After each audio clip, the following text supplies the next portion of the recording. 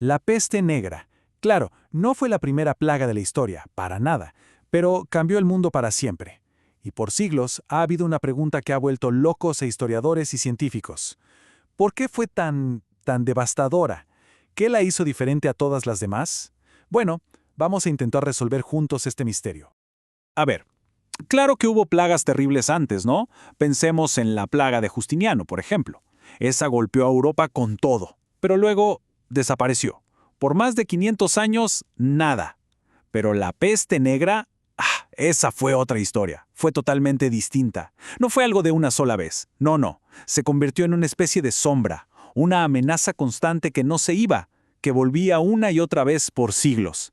Entonces, la verdadera pregunta es, ¿qué fue lo que cambió?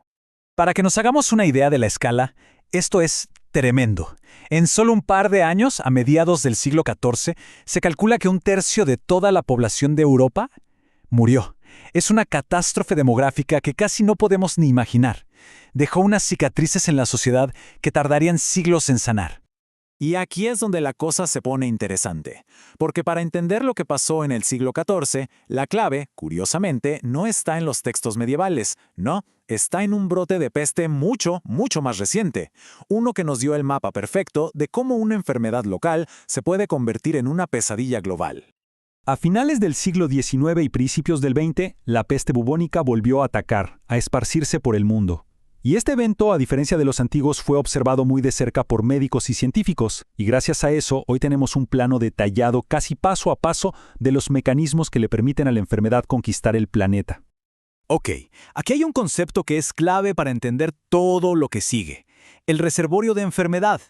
Esto no es simplemente un brote que aparece y luego se va. No, un reservorio es como un hogar permanente para el bacilo de la peste, un escondite donde puede vivir y aguantar por tiempo indefinido, listo para salir de nuevo. Y estos hogares suelen ser comunidades de roedores salvajes, de esos que viven en madrigueras. Con la plaga moderna, el patrón fue clarísimo. Primero, la peste se escapó de su hogar original allá en las laderas del Himalaya. Segundo, una nueva tecnología, algo revolucionario en ese momento, le permitió cruzar barreras que antes eran imposibles de pasar.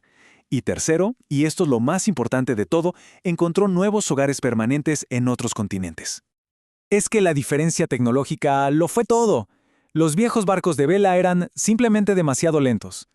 Si había un brote a bordo, se extinguía solo en la travesía, que duraba meses. Pero el barco de vapor, ese cambió las reglas del juego. Era más rápido, más grande, podía llevar su carga mortal de ratas y pulgas infectadas a un puerto al otro lado del mundo antes de que la enfermedad se agotara. De repente, los océanos ya no eran una barrera. ¿Y el resultado? Pues la creación de nuevos focos de peste permanentes. El bacilo, viajando cómodamente en los barcos de vapor, no solo infectó a la gente en los puertos, fue más allá. Encontró nuevos hogares en las poblaciones de roedores locales, en lugares tan lejanos como California, Argentina y Sudáfrica. Y de hecho, ahí sigue hasta el día de hoy. Bien, con este modelo moderno en la cabeza, volvamos al siglo XIII. Vamos a ver cómo el Imperio Mongol, sin tener ni la más remota idea, preparó el escenario para la catástrofe siguiendo exactamente este mismo patrón. Miren, entre el año 900 y el 1200, el mundo vivía en una especie de tregua con las enfermedades. Un equilibrio.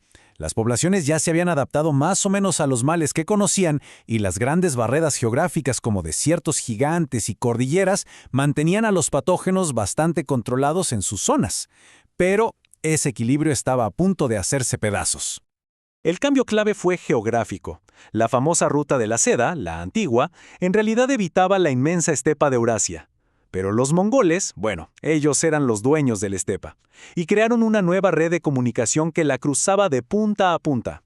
Por primera vez en la historia, un número enorme de personas, ejércitos enteros, caravanas, se movían sin parar a través de un ecosistema que nunca antes había estado tan conectado con el resto del mundo. Pensemos en esto un segundo, porque es alucinante. Un fraile de lo que hoy es Bélgica viaja miles y miles de kilómetros y se encuentra a una paisana suya en el corazón de Mongolia. Esta anécdota es simplemente increíble. Nos muestra el nivel de movimiento y conexión que creó el Imperio Mongol a lo largo de Eurasia, una conexión que nunca antes había existido. El mundo de repente se había vuelto mucho más pequeño. Y aquí está la pieza que faltaba en el rompecabezas.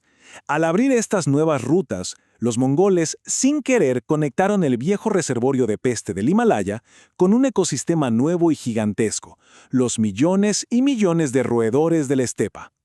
Básicamente, y sin saberlo, crearon el reservorio de peste más grande del mundo y lo pusieron justo en la puerta de entrada de Europa y de China. Con la autopista ya construida y el nuevo reservorio listo y esperando, era solo cuestión de tiempo. Ahora vamos a ver la velocidad aterradora con la que se desató la catástrofe.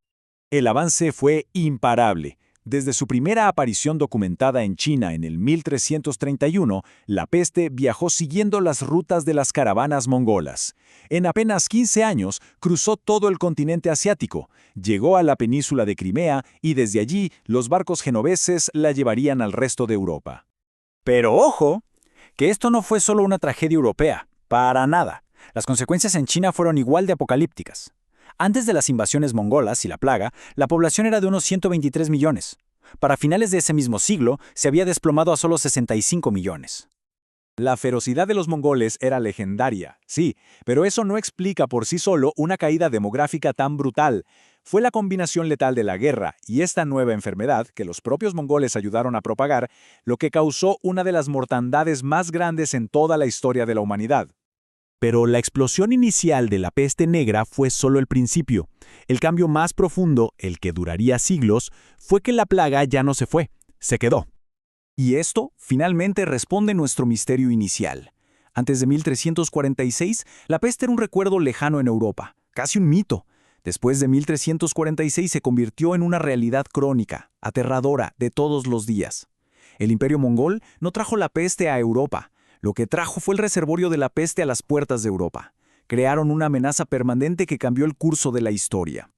Y la humanidad tuvo que adaptarse, claro. Conceptos que hoy son súper familiares, como la cuarentena, nacieron directamente en esta época. La arquitectura cambió para que las casas fueran menos acogedoras para las ratas. E incluso otras enfermedades, como la lepra, retrocedieron muchísimo. La sociedad se reconstruyó por completo alrededor de la presencia constante de la muerte.